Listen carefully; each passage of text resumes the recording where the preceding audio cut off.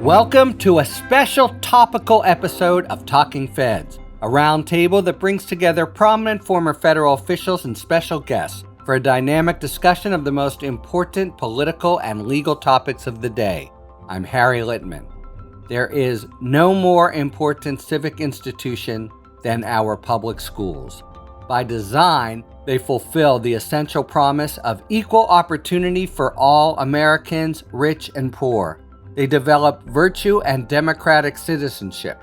They position the United States to prosper in a competitive world. But in practice, our public school system today is falling far, far short of its aspirations. Indeed, propelled by the pandemic and by political conflict mirroring that of the country at large, the last few years have plunged American schools into crisis, with potential grave consequences for a generation of students. This year, the National Assessment of Education Progress data showed the steepest drop in math proficiency scores since 1990 and pointed to decades, literally, of lost progress around the country. The declines affected all demographics and regions, but they fell hardest on students who already were most at risk. In the words of the Secretary of Education, the results are appalling, unacceptable, and a reminder of the impact that this pandemic has had on our learners. It's not a situation we can countenance or one we can ignore and hope for the best. If public schools aren't educating, our democracy isn't working. To lay out the current crisis in public education and situate it both historically and against the backdrop of our current political turmoil, we are really fortunate to welcome three of the country's most prominent experts in public school education. And they are Laura McKellar, the national education writer for the Washington Post, where she covers K-12 education across the country, as well as federal education policy and politics. She previously wrote for the Wall Street Journal and Associated Press, covering presidential politics, including the 2016 presidential campaign, immigration, and healthcare policy. Among other honors, Laura was a part of a team that won the George Polk Award for Justice Reporting in 2020. She's currently at work on a book about race and housing and politics in her hometown of Shaker Heights. Laura, how's that going? And can you give us a quick preview of what that's going to be about? Absolutely. It's going well. It's currently being edited. It's done with the heavy lifting of writing. It's really about the long-term relationship with Shaker Heights, which is an inner ring suburb of Cleveland, and issues of race, which is expressed both in housing and very much in schools. It's a place that was founded as an overtly racist sort of escape for wealthy Clevelanders and evolved into a real integration pioneer over many years, first in housing and then in education, and in more recent years has struggled with questions of, how do you make the promise of racial equity real? So it's about all of those things. We'll really look forward to that. Chris served as Newark Public Schools Superintendent from 2015 to 2018, and the New Jersey Commissioner of Education from 2011 to 2014. As Education Commissioner, he oversaw 2,500 public schools, 1.4 million students, and 110,000 teachers. Prior to his career in education, Chris served as Associate Counsel to President Clinton. He was a partner in 2 D.C. law firms, and he clerked for Justice Sandra Day O'Connor on the U.S. Supreme Court. Currently, he's the president of Montclair Education Partners, and he sits on the board of directors of several companies working in the K-12 education arena.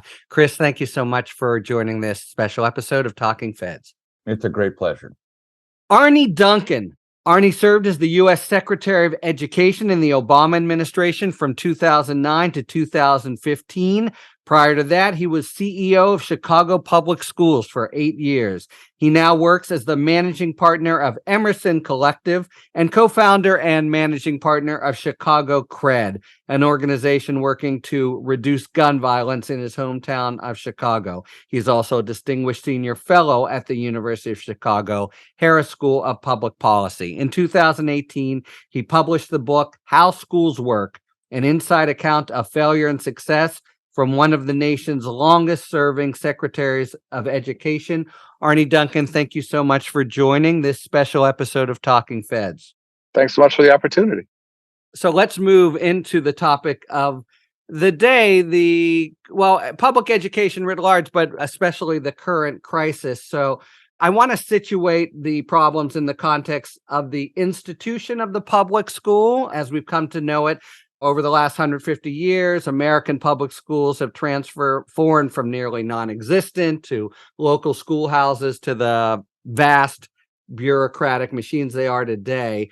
Let me start here. What would you say, if it's possible, is the sort of mission statement of the public school as we know it today in the last, say, 50 years? Well, let me just say that you've gone to the heart of the problem, because I think there is not a universally accepted consensus about what the purpose of public education is. Indeed, it has evolved considerably in the last century and a half, from, for example, facilitating the melting pot to advancing democratic values. In many communities, it is a tremendous source of jobs, and there's a focus on employment. I can tell you what my definition is, and that is to fulfill the sort of national ideal of equalizing opportunity, which means that regardless of one's birth circumstances or demographics, one should be launched into adulthood fully prepared for success in life. It is a great question and a complicated one, but for me, it's just got to be the tool, the mechanism that allows every child to have a chance to fulfill their hopes and dreams. And I think the American dream in public education is that regardless of race or socioeconomic status or zip code, that if you work hard, you have a chance to climb the economic ladder because of the quality of public education. That's the dream. We know, unfortunately, the reality is that often there's a big disparity in opportunities between the haves and the have-nots. And so far too often, the different quality of public education actually exacerbates the divide between the haves and the have-nots. And that's the battle we have to fight. That's the battle we have to win and to overcome that.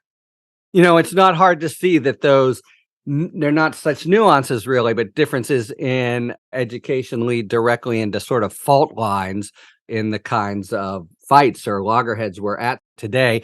Let's stay with this a little, and the very important structure of school systems, their structure, their financing, their curriculum are, as I think of it, purposely separated from the rest of government. And I'm thinking mainly of the school board structure. I wonder how it kind of came to be and how it's designed to work. So the word that I think best describes almost every aspect of public education is fragmentation. Unlike most Western countries where there's a national education policy, we are, inheritors of the American Revolution. We have these things called states. Somewhere around the progressive era, I used to be a high school history teacher back in the day, where there was a real focus on municipal corruption. So we're roughly 100 years ago? Yeah, we're roughly the turn of the 20th century in that general era. There was sort of a view that the education of our children is far too important to be caught up in sort of the machine politics that then characterized many cities in the country. And the byproduct of that was to create these things called school boards. And school boards do not report to mayors. They do not report to city councils. They're meant to be nonpartisan, and they're meant to be focusing on the best interests of children. There are in the zone of 13,300, no one really has the exact number of school boards across the country. The great majority are elected from the community. There are a handful of mayorally controlled ones. New York City was when I was deputy chancellor there. But I would tell you that the promise and purpose of the school board structure has not survived, in my judgment, the test of time. So Chris says meant to be with a kind of underline I could see in the air. Do you share the assessment of the failure of the school board structure to live up to the ideals that, was its genesis? Well, I think it's complicated by a number of factors. One is there are a lot of very complicated, hard issues facing schools, and I don't think it's always clear that the school board is made up of people who really know how to solve those problems or how to improve things. Because they're elected? Well, yes, they're elected. Obviously, we have people elected to all sorts of government who may or may not know exactly what they're doing, but schools are faced with a very specific task. They aren't just simply setting overarching policy. They are running a school system that is educating actual children. And I don't know that they're always up for that. But, beyond that, also, I think what we've seen more recently is a very heavy politicization of school boards. And not that that wasn't true before, but you've certainly seen it on steroids in the last couple of years, where we've seen driven by conservative concerns about how race was being taught in schools, and more recently how issues of gender and gender identity are talked about in schools. You have this uprising on the right, and they have gotten involved nationally in trying to influence the results of school board elections and also gin up local folks to go. And we had a summer last year where there were people just screaming, disrupting school board meetings, becoming, highly political. So you have sort of laid on the already very difficult task of just trying to, as Chris said, create some sort of level of equal opportunity in this country, which is a difficult task to start with. And then you have this heavy dose of politics in many parts of the country. So I do think that those are huge challenges for school boards.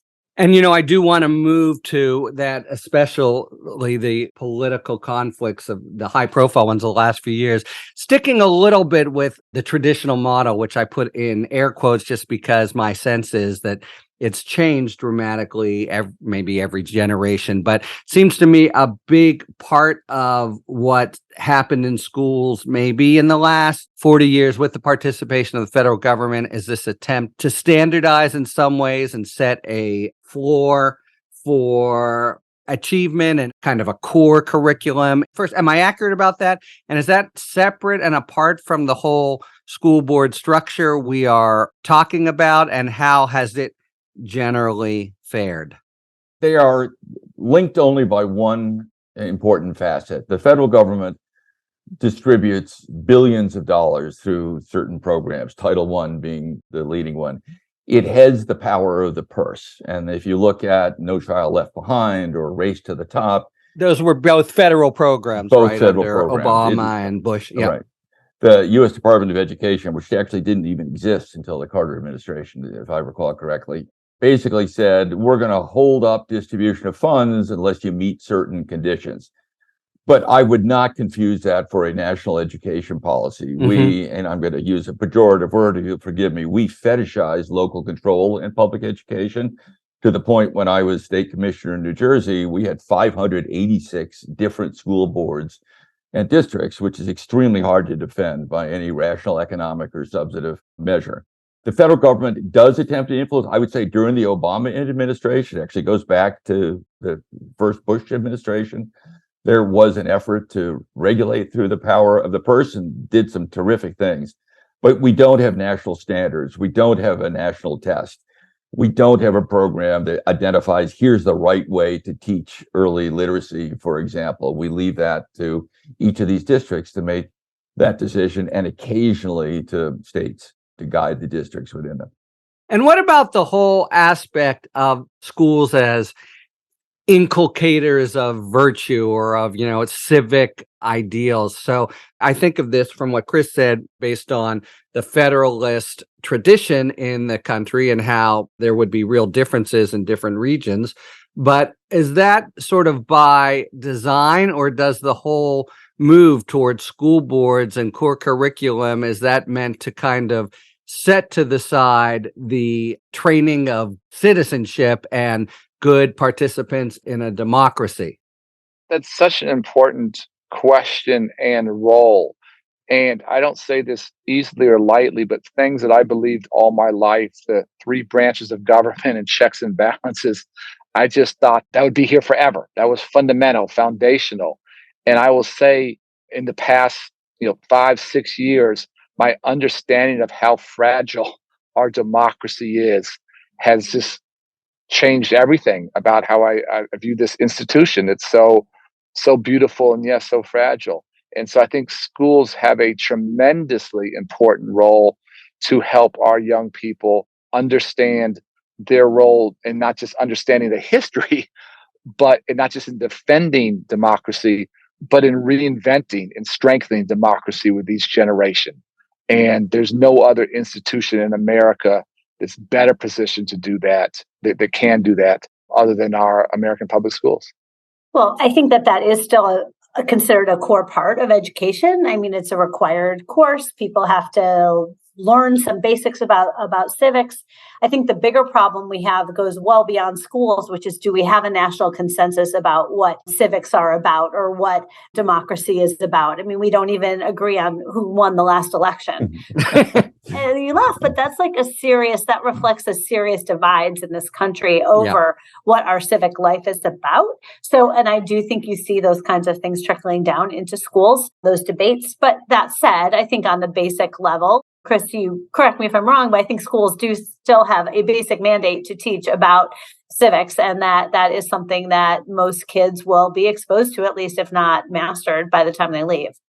I think there's a tremendous amount of confusion about the role of schools in conveying values, whether it's constitutional ideals, for example, and so on. On the one hand, there's no question, and Laura's just got this completely right, that is one of the core purposes of the school. That's why compulsory public education came into being. At least one reason is to pass on our national traditions, to facilitate the melting pot, to bring everyone under a common set of values and understandings. On the other hand, it's sort of an axiom that schools are not supposed to indoctrinate, right? They're certainly not supposed to indoctrinate when it comes to religion. But then some would say, yeah, well, you're not supposed to indoctrinate about, the proper place of our national stain of slavery in the entirety of the national experience, or the role of race and identity, or how you think about gender issues. So on the one hand, you have a lot of folks saying, yeah, we want you to teach American history. By the way, don't say that we lost the Vietnam War, but we want you to teach American history, and we want you to teach the three parts of government.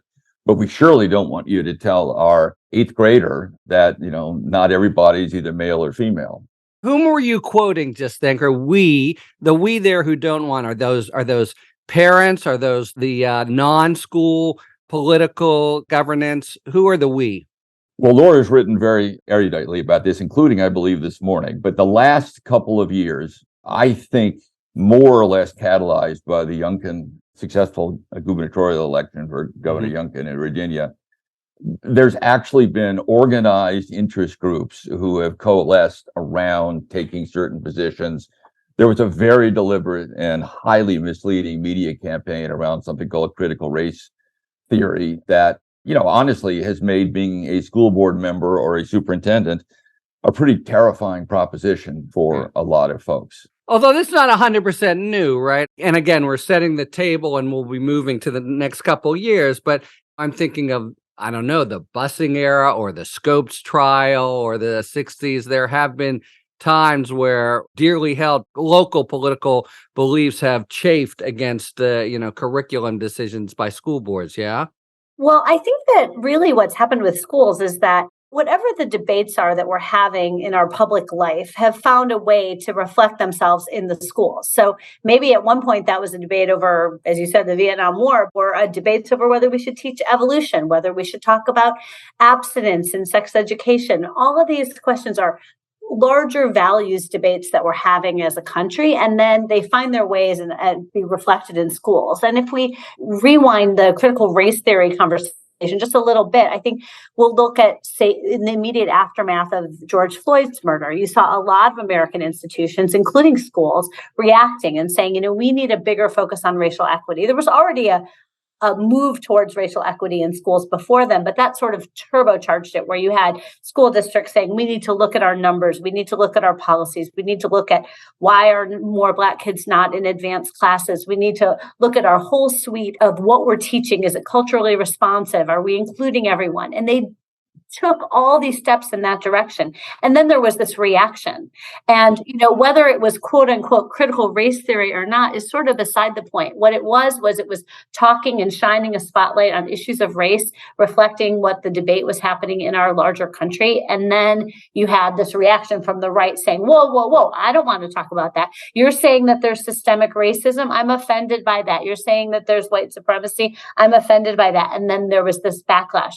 So I think the important takeaway from all this, if we're taking the long view, which you clearly are here, is that schools are reflecting the larger debates that we're having as a nation. And it is often ugly, and it gets even particularly ugly because it involves people's kids. So it feels very emotional. Think about it, how much it changes so quickly. It was critical race theory a year ago, and now it's, issues of transgender kids. I mean, that's what's much more front and center. Who can be on sports teams? And who knows, a year from now what it'll be. But I think that in any case, these debates are not isolated to schools.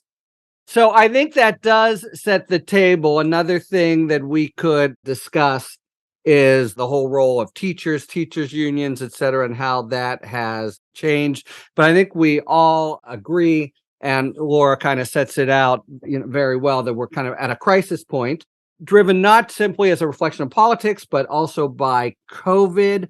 And I think we can break it down maybe in terms of the political sort of Sturm und Drang that you were just talking about, but also a student achievement crisis. In fact, let's start there. So, there's a current crisis for public education from the vantage point of student achievement. Arnie's successor as Secretary of Education, Miguel Cardona, reacting to the latest results of a national survey, said they are appalling, unacceptable, and a reminder of the impact that this pandemic has had on our learners. Pretty scathing words. So let's just start with the facts. We've had these historic drops in national reading and math scores. Can anyone sort of help explain the nature of the gaps, math versus reading, race, geographic trends, and the like? What have the last COVID years brought us? Well, I'm going to jump in, and at risk of being pushy, I'm going to suggest a slight reframing, because the way you have accurately described it is the way the general media described it. Like, basically the message is we were doing pretty swell, and then the pandemic happened, and then everybody dropped. Well, we weren't doing well. And indeed, there is a connection between the topic of student achievement and the topic of politics, which we were talking about before. I mean, when you go to a school board meeting and all of the oxygen is taken out of the air by a debate about which book to put in the library, which book to take out, how to teach a sensitive subject, and you look around and you see that children at the bottom end of the socioeconomic scale are reading at 15 or 20% of proficiency in many schools, or that the majority of kids who graduate from high school by any objective measure are actually not prepared to take the next step in life. What really, I think, the crisis of politics here is it is taken our collective eyes off the ball. And while the pandemic provides, a powerful explanatory force to explain the drop, we already were in a place where our ideal of equality of opportunity was a long way from realized. Arnie, can I follow up with you on that? Because your book about failures and successes in school comes out in 2018, written pre-COVID. Do you basically share Chris's assessment?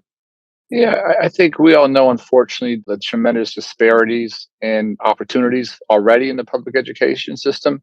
And anytime there's a crisis, whether it's an economic crisis or a health crisis, obviously COVID was a bit of both, educational crisis, the children who need the most help are the ones that are hurt the most. And I saw one stat that just was devastating to me, that the children in the bottom 10 percentile fell behind 4 times more than children in the top 10 percentile. And so you just look at those disparities. And for me, we need like a national sprint through this school year in the summer, going back into fall next year, 10 months from now. And absent that, I worry we lose a generation of kids who, to Chris's point, won't be ready to take the next step, won't graduate from high school. And I'm honestly not seeing the urgency. I'm not feeling the urgency. This is not a system-wide, and this is a child by child. Where are they struggling? How do we help them physically, virtually, hybrid, whatever it might be? And I'm desperately worried that we're not seeing the kind of urgency and the strategy we need to help close that gap absolutely as fast as we can. All right. Well, wherever we were, and whether it was already unacceptably low or not, the last couple years coinciding with COVID have brought this drop. And of course, a drop, as the secretary says, that's even more dramatic with the lower achieving kids and minority kids. So, what do you posit is the reason for it? Well, there's no question that the pandemic is behind the most recent drops. I mean, the fact that we were at unacceptable levels before then, there are many explanations for, and it's been a decades long effort to try to address, including, the other two guests on this podcast have spent their careers working on that. So, there's no question that this was a problem beforehand. That said, the numbers are unmistakable, not just those numbers that particularly the secretary was referring to, but all sorts of data is coming out now from many different researchers looking at student achievement post-pandemic. Not that we're out of the pandemic now, but in the first couple of years after. And they all show deep declines, more so in math than in reading, but in both. And they show essentially that the kids who were struggling the most going in lost the most during the course of the pandemic and are catching up the most slowly. So there's no question that those things are happening, and that is the pandemic that is to blame. There's also a lot of data that shows that the longer you were in remote education, the more your scores dropped. Now, not all the data doesn't show that, and that doesn't explain all of the drops or all of the variation across the country, but it explains some of it for sure. I mean, if you weren't going to school, obviously you were not learning. And I'll just add that I think that if you just think about the very different types of experience that different kids had during the pandemic, you can see how this whole experience our country has gone through has just exacerbated the inequities. So imagine the child of affluent, educated parents who have a lot of resources. What did they do? Some of them formed learning pods where now they're getting, education practically one-on-one, or tutors. They have parents who are working from home who can help them. Now, was it great? No, there were enormous social emotional tolls, which we haven't even talked about. And that happened for kids of all stripes. But academically, there were a lot of supports around that. And then you think about a kid whose parents were struggling, had to maybe go into work, maybe had lost their job, struggling economically, barely had an internet connection, maybe 5 people on the same connection, can't put your camera on or the connection will bug out, maybe nobody there making sure you're doing your work, maybe not showing up for school at all, maybe working at a job when you should be at school. I mean, so many different things that were pressures bearing. So is it really a surprise that we've seen this differential in academic achievement? I don't think it is.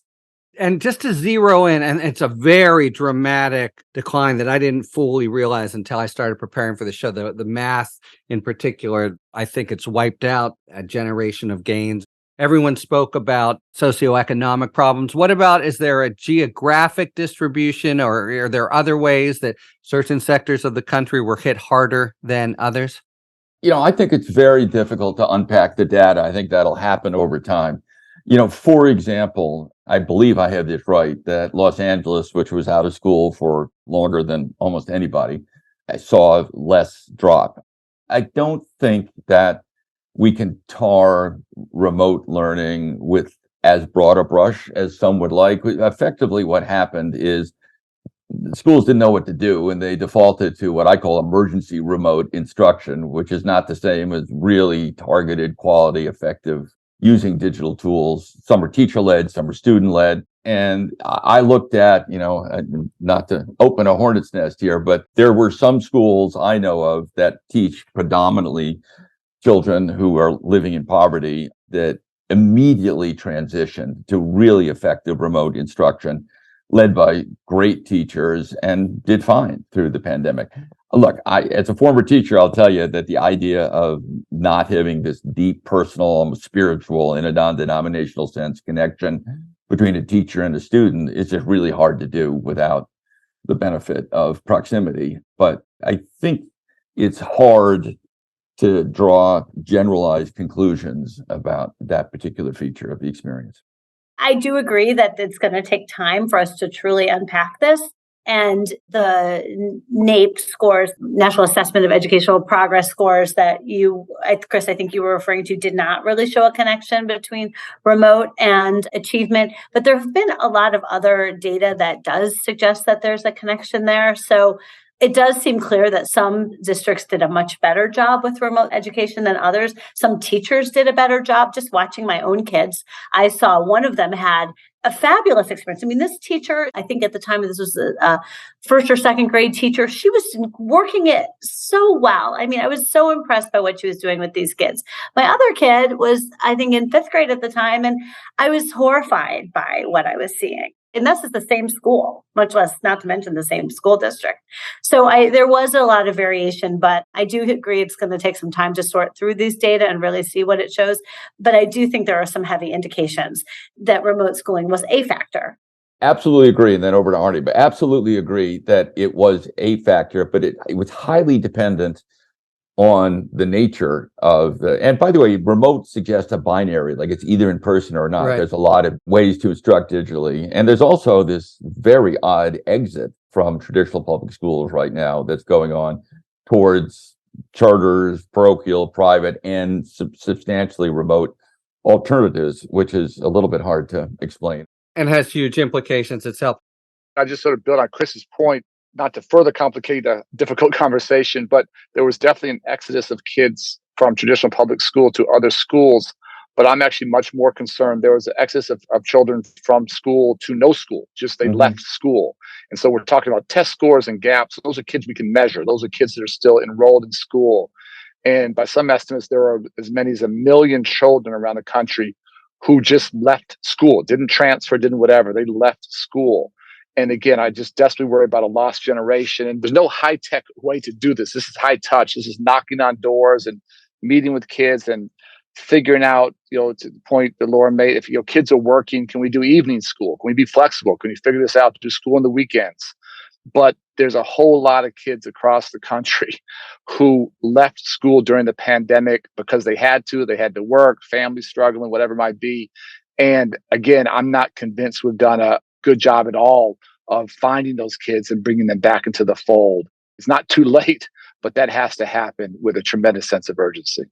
And teaching itself is a challenge. This is just anecdotal, kind of as Laura said, but as a teacher myself, though, post-secondary, and as a parent, it's a whole different skill set knowing how to teach virtually. And a lot of teachers who are great in so many ways just didn't have it.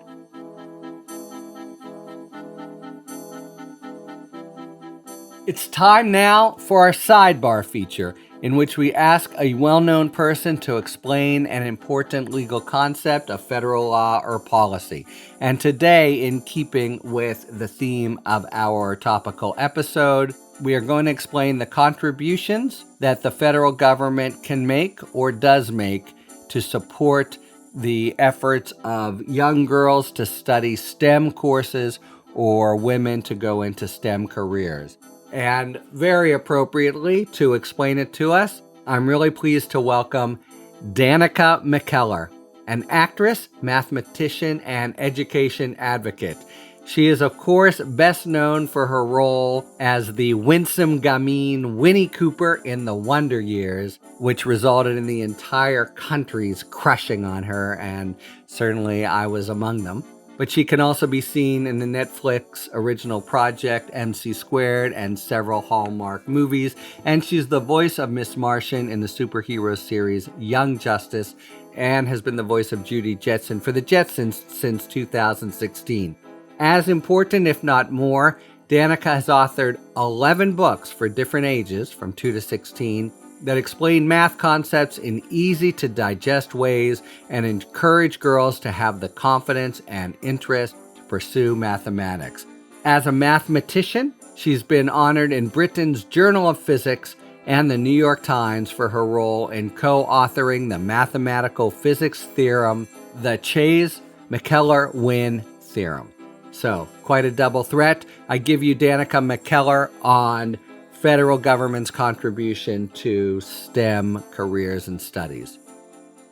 How does the federal government attempt to address the underrepresentation of girls in STEM subjects? Although women now make up a majority of college and graduate students, they continue to lag far behind men in enrollment in computer sciences, engineering, physics, and other STEM subjects. A report released by the American Association of University Women traces the dearth of women in STEM positions to elementary school, where widely held stereotypes that boys are better at math and science than girls take root.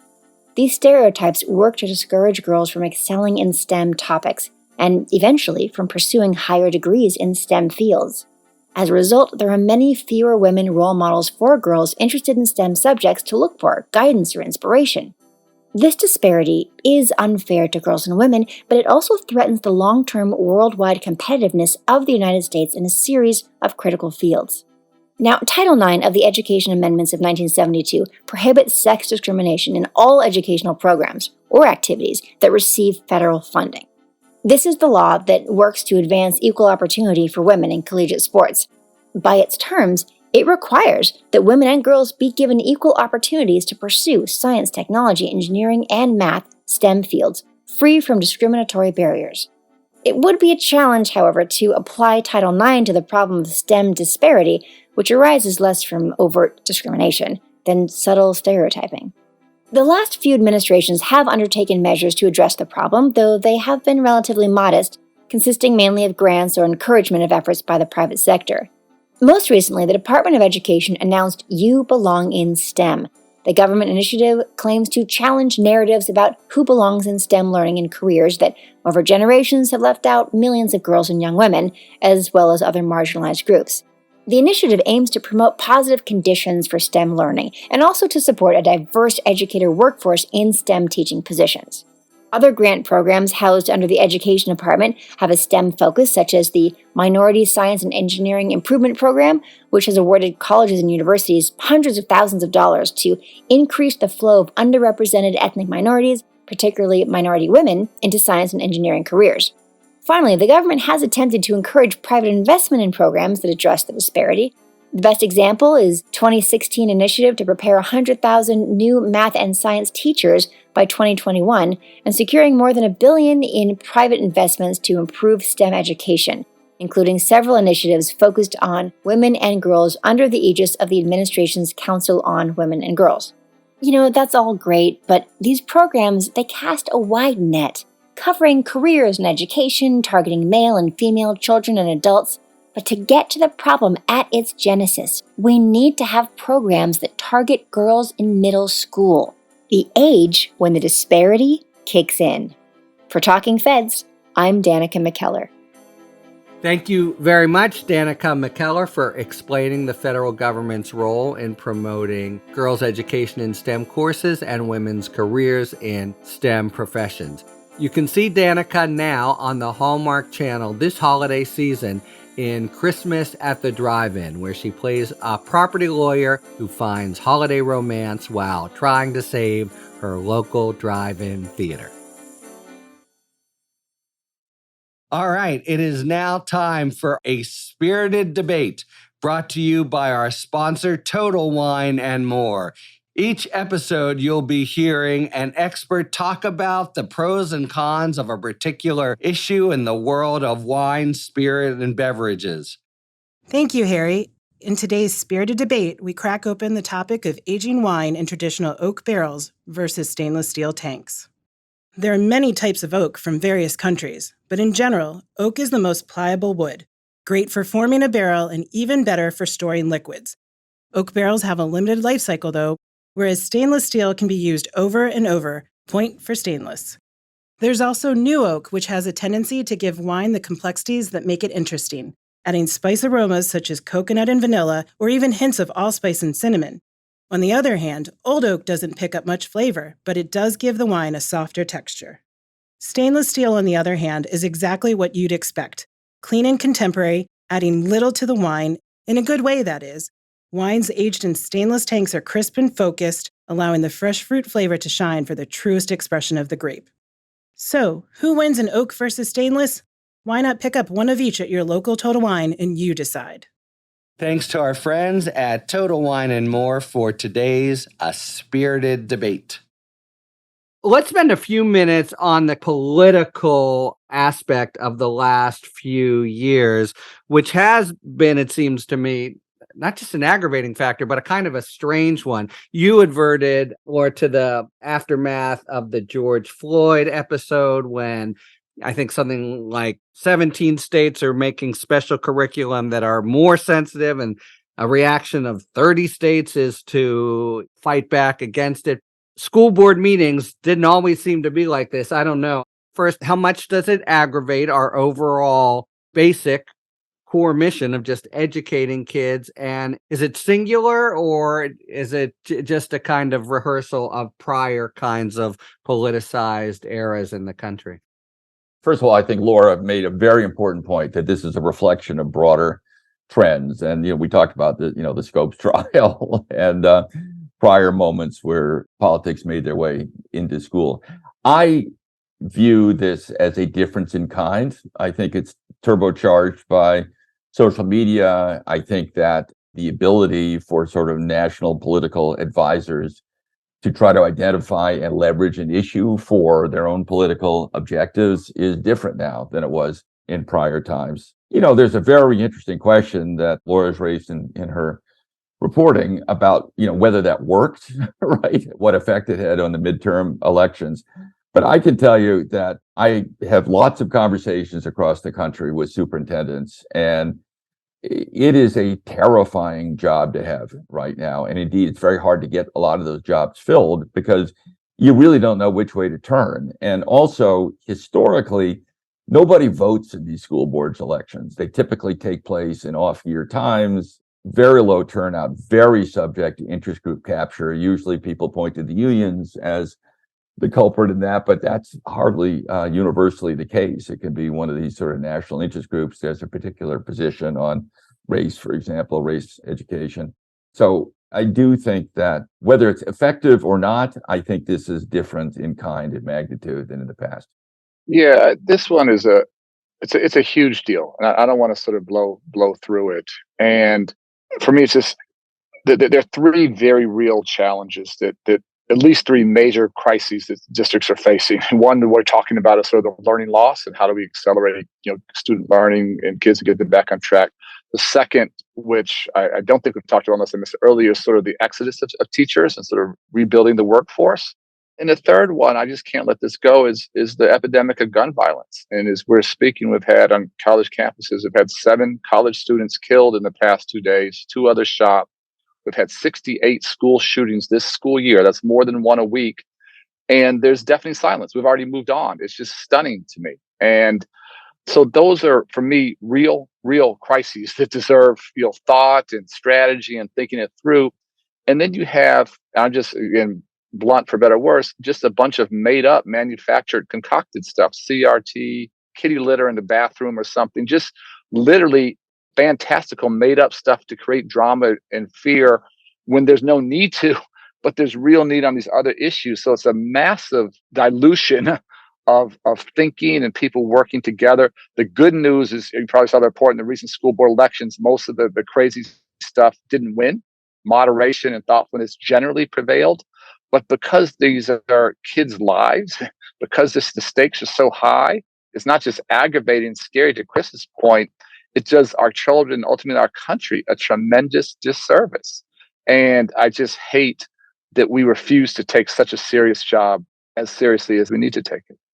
Yeah, let's in fact move to solutions, but just quickly fast forwarding to the present. Laura, you've written about this and been covering. So just following up on the secretary's point, the kind of parental rights movement, if you want to identify it that way, or Mums for Liberty or whatever it is, how did that cadre fare in the midterms? I spent some time today, in fact, trying to sort through exactly what those numbers are. I mean, the easy answer is mixed. Some won, some lost. They certainly didn't roll over their opponents by any means. There were victories. I don't know if it's going to be even or not. I think it's going to take some time to find out exactly what the numbers are. But I think the best, most honest thing we can say is that the results were mixed. Now, at the top of the ticket, we saw more losses. There were quite a few people running for governor who really leaned heavily into these culture war issues and who lost. So that was true of Governor Kelly in Kansas was attacked over transgender sports. Governor Mills in Maine was attacked over an issue about a lesson that dealt with gender identity. Both of those challengers lost. In Michigan, Tudor Dixon, the Republican, leaned heavily into these culture war stuff. She lost. So there were quite a few examples of that. But on the school board level, as it was said earlier, there are hundreds, if not thousands, of school board races every cycle. So it's very preliminary.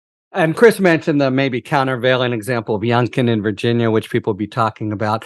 All right, we have time now to focus on going forward. I'd like to start with the image that Arnie raised about the sort of sprint and what we might be doing. Let me just start with a simple question, which is, if we had a infinite checkbook and it was just all the resources we could pour into the schools, would that basically do it, or is it much more complicated than that? I think schools have more money than they've ever had in their history recently. Right. Yeah. Money coming from the Fed. So money isn't the issue. They have more money than God. And so for me, that the lack of resources, which is often very, very real, I really do think that, I don't want to call it an excuse, but that issue gets thrown out the window. And the truth is the vast majority of schools have not spent down that money. And we all know the funding cliff that's coming. So you don't want to build in long-term expenses. But this high dosage, high intensity tutoring that I'm talking about, That's a short-term, time-limited thing. So it's a perfect use of those resources. So I'm, again, tremendously confused and honestly frustrated that given the resources that every district has, way beyond what they've ever had historically, that we don't have a plan for every single child who's behind in reading and math to catch them up.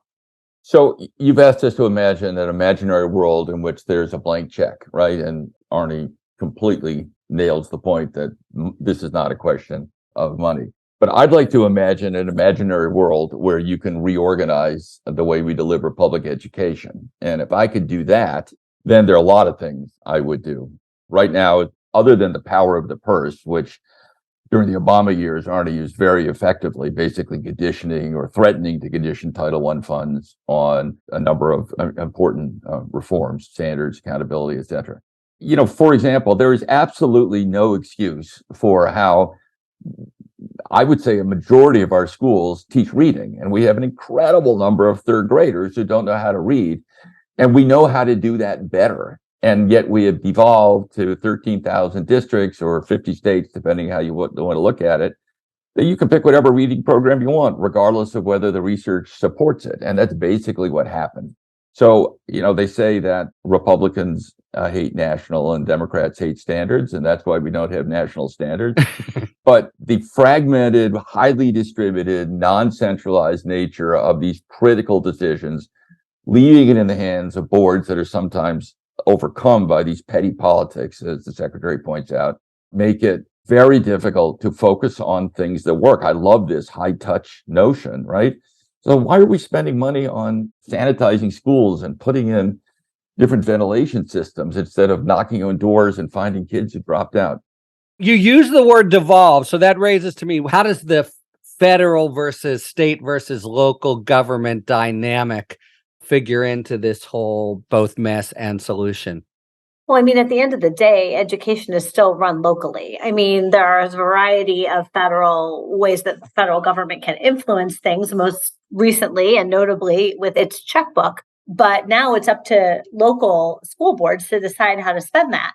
And, for all the chatter about critical race theory and all the rest, that is not the heart of what schools do anywhere. It is a side issue. So they're going to have to figure out how to do this, how to advance student achievement, both the urgent issue of catching kids up and also the ongoing issues that have been present for a long time. So, I think that at the end of the day, everybody has their role to play, but this is a local issue. Everyone agree? I'm pushing on the, Chris used to be a high school history teacher. I'm pushing on the kind of perennial strain through American history of Hamilton and Madison and the like. It sounded to me anyway, Chris, that you were suggesting more of a top-down, undevolved federal kind of response incorporating the best thinking and hopefully being more removed from the really parochial kinds of battles that make it terrible to be a supervisor? Or is that wrong? How do you feel about a bigger federal role? And let me also ask the secretary that.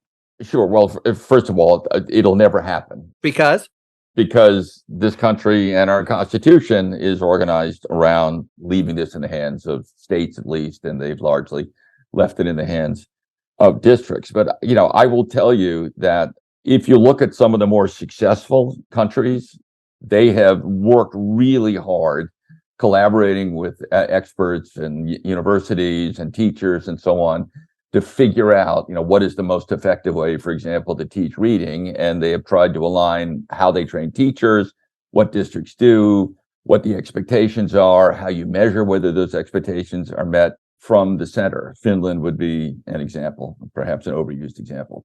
So in concept, I would be inclined to have a greater centralization at the state level and ideally even at the federal level. But I also recognize that that is anathema and will never happen.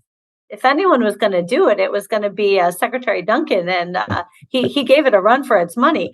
But I think that we've actually seen in the years since then a less of a federal role and a dial back of the powers that originated with the No Child Left Behind Act under President Bush and were continued under the Obama administration. I think that we see less of a federal role. So I think these things, there's some cyclical nature to this, but I don't think we're at a moment now of high federal control. Agreed. All right. And even on the constitutional issue, the question is, how do the feds leverage the sort of power of funding? As you say, and the secretary says, it's huge money flowing from the feds for education.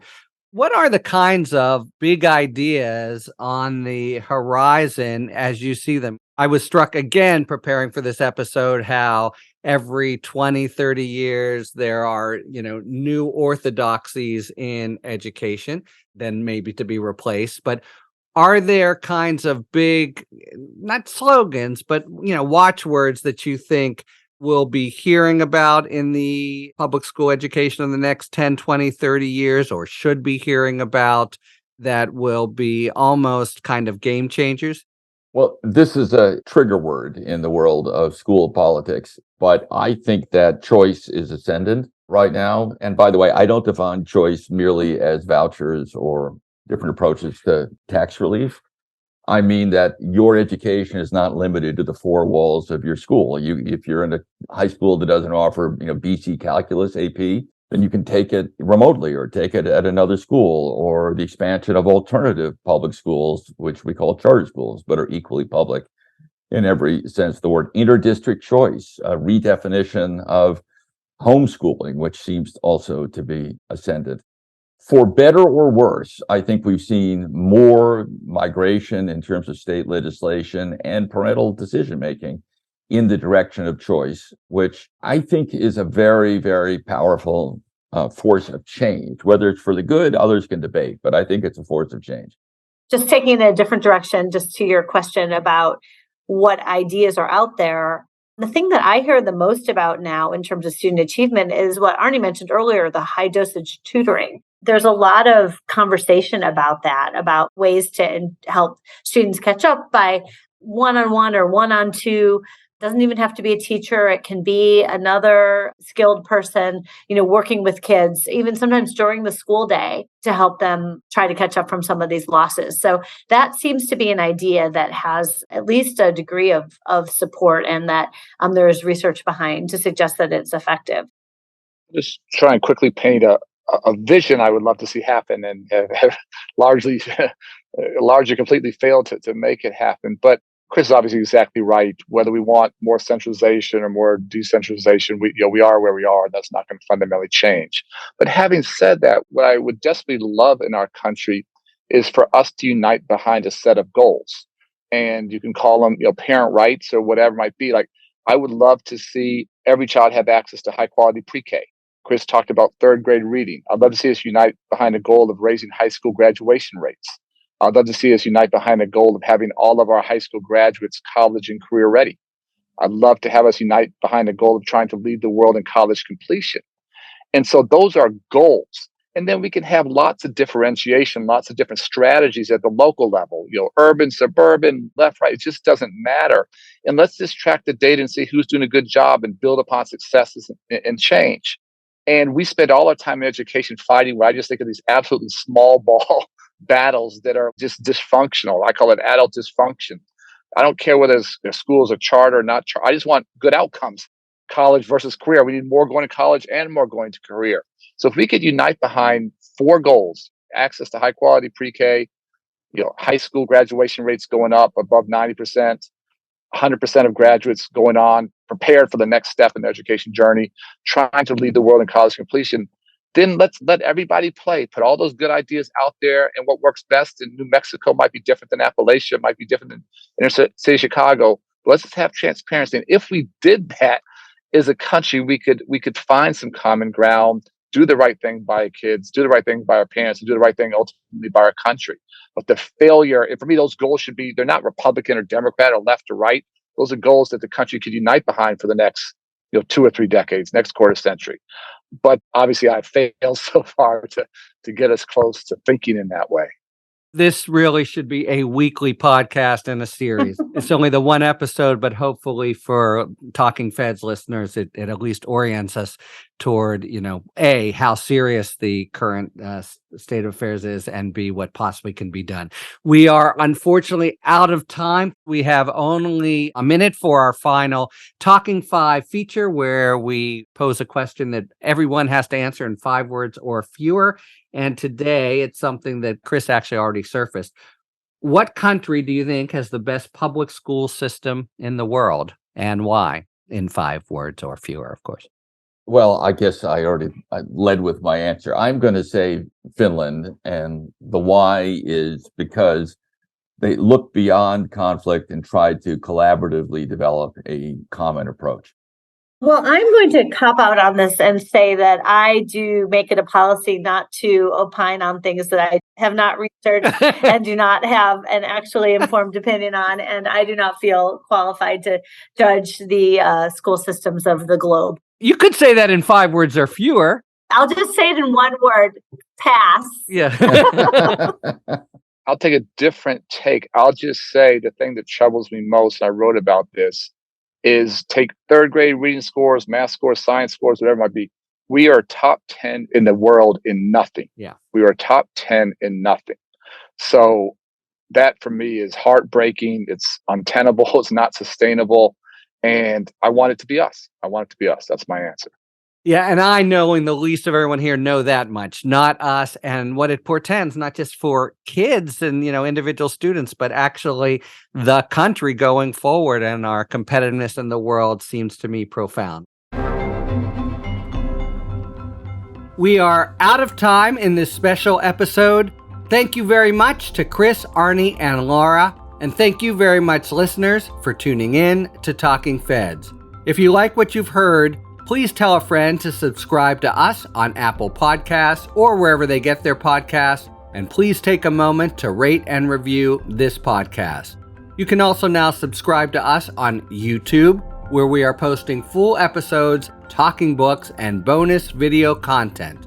You can follow us on Twitter @TalkingFedsPod, and you can look to see our latest offerings on Patreon, where we post bonus discussions with national experts about special topics exclusively for supporters.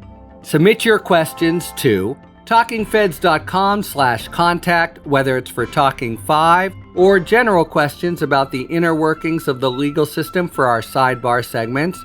Thanks for tuning in, and don't worry, as long as you need answers, the feds will keep talking.